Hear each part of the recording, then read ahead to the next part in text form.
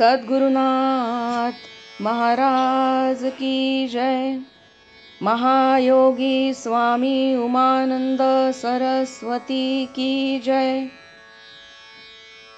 श्री गुरुगीता हा गुरुभक्ती योगाचा मंत्रराज आहे। कलियुगात संसार सागर तरुण जाण्यासाठी हा महामंत्र गुरुदेवांनी स्वाध्याय म्हणून दिला आहे। श्री गुरुगीतेतील संस्कृत श्लोकांचा अर्थ महायोगी स्वामी उमानंद सरस्वती यांच्या श्री गुरुगीतार्थेश्वरी या विवेचनाच्या आधारे आपण क्रमशः जाणून घेत आहोत। आजचा श्लोक आहे 182 अनधिकारी। अभक्ते वंचके धूर्ते पाखंडे नास्तिके नरे मनसापि न वक्तव्या गुरुगीता कदाचन। इति श्री स्कंद पुराणे उत्तरखंडे ईश्वर पार्वती संवादे गुरुगीता समाप्ता।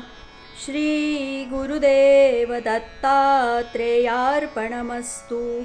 श्री गुरुदेव दत्त। जो अभक्त, वंचक, कपटी, लबाड, धूर्त, पाखंडी, नास्तिक आहे अशाला ही गुरुगीता सांगण्याचे कधी मनातही आणू नये। हा श्लोक अनधिकारी कोण ते स्पष्ट करीत आहे।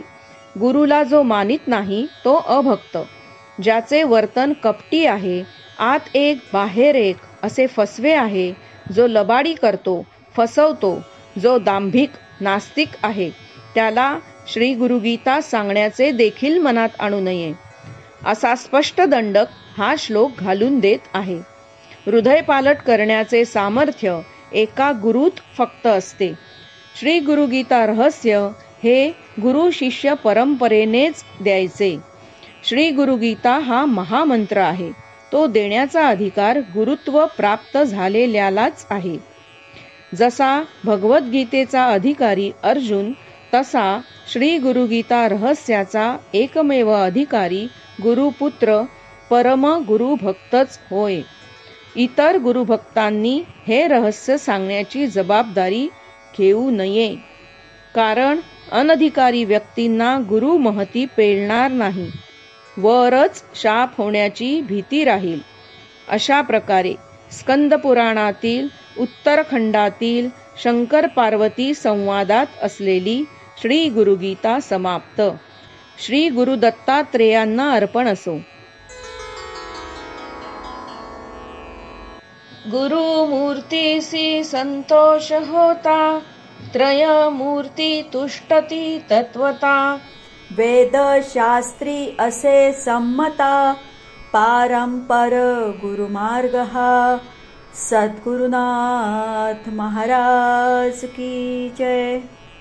महायोगी स्वामी उमानंद सरस्वती की जय।